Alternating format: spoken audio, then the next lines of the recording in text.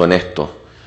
Y es por eso tan importante que empecemos a hablar en términos de Latinoamérica y no solo buscar cómo a través de algunos acuerdos en el Parlacén o aquí en el Cono Sur vayamos buscando una unidad. Busquemos cómo fortalecer nuestros lazos, nuestros vínculos sociales, económicos y políticos para tratar de alcanzar ese objetivo. Alguien hablaba que en la sierra y en la selva hay un índice de pobreza enorme, en un contraste con lo que vemos al menos aquí en Lima. Es impresionante el desarrollo que se está llevando a cabo en Lima y cómo el alcalde de esta ciudad hace grandes esfuerzos y muestra ante el mundo un desarrollo. Sin embargo, en otros sitios de este país, y no a mucha distancia, aunque es enorme, se vive tanta pobreza.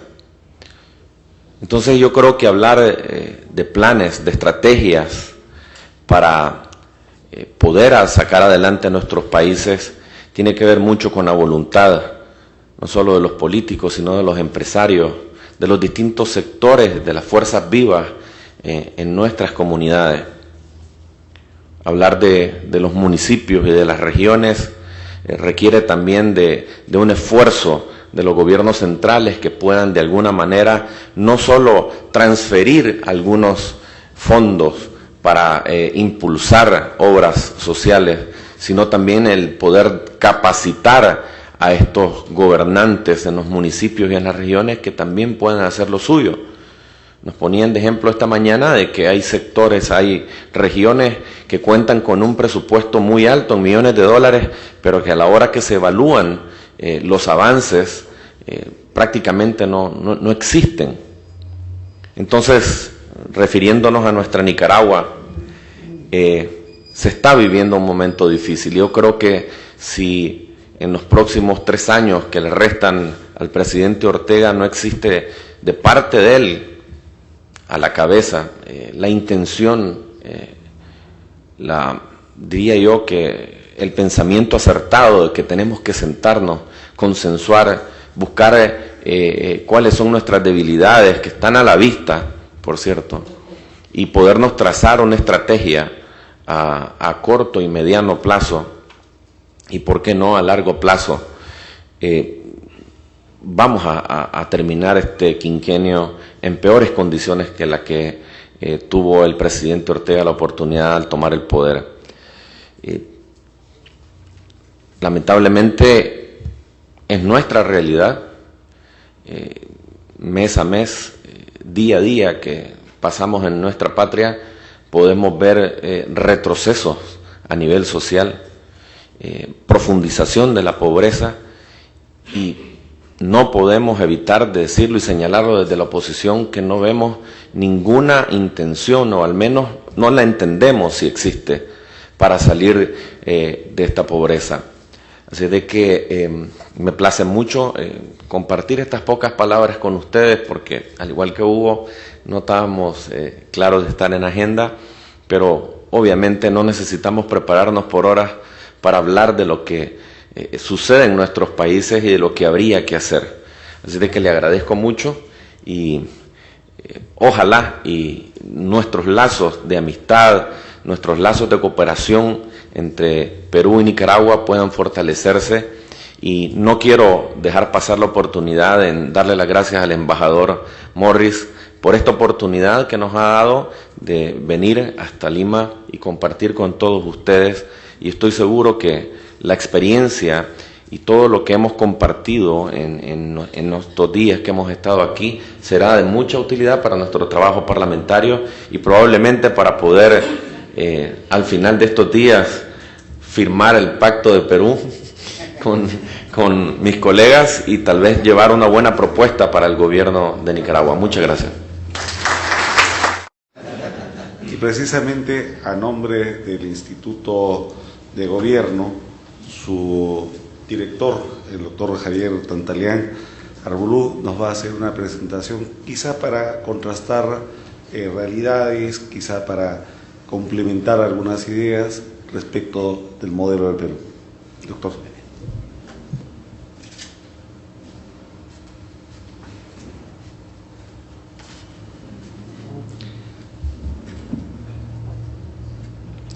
Muy buenos días, señores dirigentes parlamentarios, dirigentes políticos de la hermana República de Nicaragua, embajador Gerardo Moris, representante del IRI, doctora Gabriela Serrano, director de la Cátedra Perú, colegas, amigos. En primer lugar, yo quería hacer una pincelada de lo que es este instituto, porque este instituto fue formado el año 2001 por el actual presidente, el doctor Alan García, con la idea de convocar de una manera muy plural y lograr en todo lo que es la gobernabilidad, las relaciones internacionales, las políticas públicas, 2 maestrías y un doctorado, con 2 objetivos: formar liderazgos públicos y segundo, formar personal para alta gerencia del Estado. Ya tenemos 7 años, y una cosa que ha sido sustantiva y que se respeta en el instituto es el carácter de pluralidad en sus pluralidad ideológica, política, programática, en sus profesores y en sus alumnos. Y tenemos realmente el orgullo en estos momentos, bueno, no solo el director que es presidente, sino 7 de los ministros de Estado han salido del instituto, 5 independientes y 2 del partido de gobierno, lo cual da una idea de esta pluralidad. En relación, yo voy a hacer una pincelada muy grande sobre la actual estrategia de desarrollo que está siguiendo el gobierno. Primero, que aquí existe un acuerdo nacional que se negoció durante mucho tiempo entre todos los partidos políticos y de las organizaciones más importantes de la sociedad civil. De estas políticas de Estado, el actual gobierno ha tomado 3 ejes estratégicos. Yo los presentaré y, claro, todavía estamos en un poco más de 2 años. Hacer un balance integral no es tan justo, además, y no sería académico, pero sí, no solo lo voy a presentar, sino vamos a ver las cosas, lo bueno, lo malo y lo feo, digamos, de lo que está ocurriendo en estos 3 lineamientos estratégicos. Primero, el tema del crecimiento sostenible y sustentable. El Perú, desde la crisis anterior del petróleo de 1973 hasta el año 2003, ha tenido un crecimiento per cápita de 0.01, o sea, nada, ¿no es cierto? Estos 30 años han producido, pues, en un momento determinado, en los años 90, cerca de 60% de pobres, ¿no? Inclusive hay un momento que me preguntaba si este país era viable, ¿no? 30 años de crecimiento cero por peruano.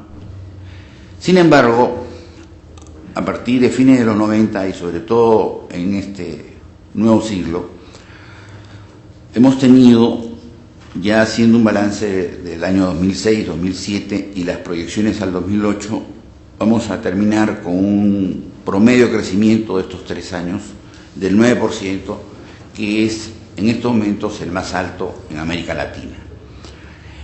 Y sabemos de las dificultades internacionales, pero el crecimiento ha conllevado, yo diría, a un problema, que es el tema de la inflación, que no solo es peruana, ¿no?, sino es un problema internacional. Y la inflación acá se explica no solamente por los componentes importados, léase petróleo, maíz, soya, trigo y todo lo que importamos, sino hay una demanda en el Perú que crece. Hoy día usted puede ver una información en un diario especializado Gestión como el precio del pollo, por ejemplo, está subiendo porque la demanda es mucho mayor que la producción, inclusive se habla hasta de importación. Entonces, en estos momentos hay una discusión al interior del gobierno porque el año pasado se tuvo una inflación de 1.8 que fue una de las más bajas del mundo, si no la más baja, hasta donde he podido tener información. Y este año se proyecta 6 a 7%, que va a ser una de las más bajas también en América Latina, junto con México, pero es mucho mayor a la del año pasado. Y esa es la principal preocupación y una de las discusiones que existe dentro de la estructura del gobierno, dentro de su mecanismo de toma de decisiones. Hay los que plantean hacer cortes más drásticos en el gasto público, ¿no? Disminuir la demanda interna agregada, y hay, sobre todo por el lado empresarial, y sectores que plantean de que la dinámica del crecimiento no debe ser retenido. Bueno, ahí vamos a ver cuál va a ser el resultado, pero evidentemente existe de parte del Banco Central de Reserva, del Ministerio de Economía, una preocupación sobre el tema de la inflación, porque la meta era entre 2 y 4% para este año, pero por todas las razones externas e internas que le digo, se ha producido eso. El segundo eje estratégico es la lucha contra la pobreza, la exclusión y la desigualdad. Bueno, ahí sí los resultados han sido bastante interesantes. El año 1996 el Perú tenía 54% de pobres y se ha hecho un censo el año pasado con el apoyo del Banco Mundial y tenemos una reducción sustantiva, 39.5% de pobreza, ¿no? Ahora existen todo un conjunto de problemas en relación a la gerencia de los programas sociales. Eran 120, se han reducido a 30, pero todavía son muchos, ¿no? Y creo que lo que llamamos la rectoría del proceso de lucha contra la pobreza, la exclusión y la desigualdad, es un vacío que no se llena, ¿no? Falta, como se logró hacer en Brasil, el ministerio, por ejemplo, le llamaron al Ministerio contra el Hambre, una autoridad que se encargue decididamente, porque todavía están muy desparramados los programas sociales en varios sectores. El tercer eje estratégico que definió el gobierno es la reforma, modernización y descentralización del Estado. El Perú tiene un sistema muy descentralizado de municipios, regiones, el gobierno central. Yo diría que en este tema es donde se presentan las mayores dificultades. Creo que el proceso de modernización del Estado no va al ritmo de lo que la ciudadanía espera, y eso aparece en las encuestas. Es decir, hay zonas del país, sobre todo en las zonas andinas, en ciertas zonas amazónicas, donde el Estado no existe. Lo que existe es un sacerdote. Yo he estado, por ejemplo, en el Bajo Urubamba, y acabamos, hace unos meses, hemos tenido ahora una explosión de todo lo que ha sido las comunidades nativas, las tribus amazónicas, y efectivamente, pues ahí hay una falta de presencia en lo que significa salud, educación, programas básicos. Entonces, y ese es el Estado. Entonces yo creo que el más grande déficit que todavía tenemos es dinamizar ese proceso de modernización.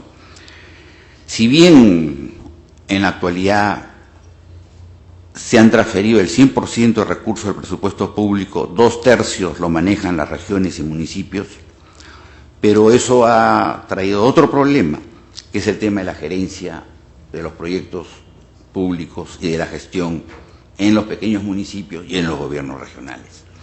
Entonces, y ese es uno de los esfuerzos que nosotros queremos involucrarnos.